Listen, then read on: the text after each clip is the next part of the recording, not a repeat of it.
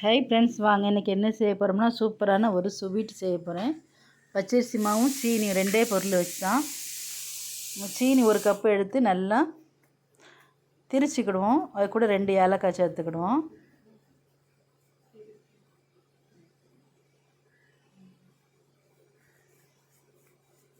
மாவு 2 கப் எடுத்திருக்கேன், சீனி 1 கப் எடுத்திருக்கேன். கொஞ்சம் உப்பு, ஒரு பிஞ்சு உப்பு, ஒரு பிஞ்சு சோடா உப்பு சேர்த்துக்கிடுவோம். நல்லா கலந்து விட்டுக்கிடுவோம் மாவில்.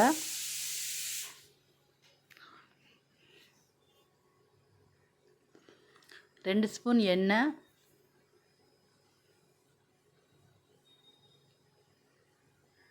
அதையும் சேர்த்து நல்லா கலந்துக்கிடுவோம். இது 1/2 லிட்ரு பால், பாக்கெட்டு பால் வாங்கியிருக்கேன். காய்ச்சல்லாம் வேண்டாம், அப்படியே ஊற்றி நல்லா பிணைஞ்சிக்கிடுவோம். ரொம்ப டேஸ்ட்டாக இருக்கும் பால் சேர்ந்தனால.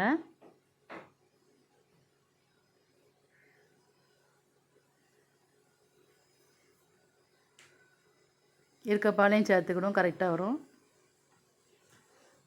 நல்லா பிணைஞ்சு எடுத்துக்கிடுவோம்.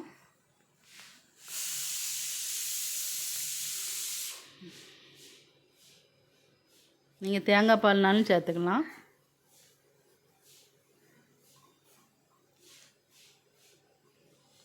நல்லா ஒன்று போல் பிணைஞ்சு எடுத்துருவோம், சப்பாத்தி மாவு மாதிரி.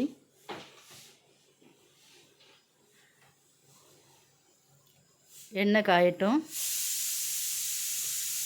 சின்ன சின்ன உருண்டையாக எடுத்துக்கிடுவோம். உருண்டையாக எடுத்து நல்லா ஒரு ஷேப்பாக தட்டிக்கிடுவோம், ரவுண்டாக.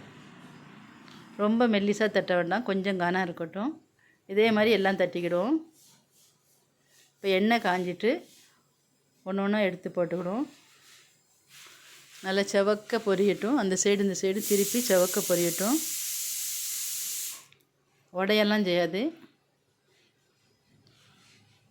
நல்லா மேலே மொறு மொறுன்னு இருக்கும், உள்ளே சாஃப்டாக இருக்கும்.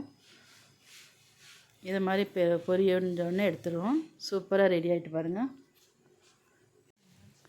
இப்போ பாருங்கள், நல்லா இருக்குது, ரெடி ஆகிட்டு சூப்பராக இருக்குது. இதை எடுத்து வச்சுருவோம். 20 நாளைக்குனாலும் அப்படியே இருக்கும், ஒன்றுமே செய்யாது. நம்ம பால் சேர்ந்தாலுமே எண்ணெயில் பொரிச்சிருக்கோம், அதனால் ஒன்றுமே கெட்டும் போகாது. டேஸ்ட்டு நல்லாயிருக்கும். இதே மாதிரி செஞ்சு பிள்ளைங்களுக்கு கொடுங்க. நம்ம வீடியோ பிடிச்சிருந்துச்சுன்னா லைக் பண்ணி, ஷேர் பண்ணி, சப்ஸ்கிரைப் பண்ணி வச்சுடுங்க. பாய்.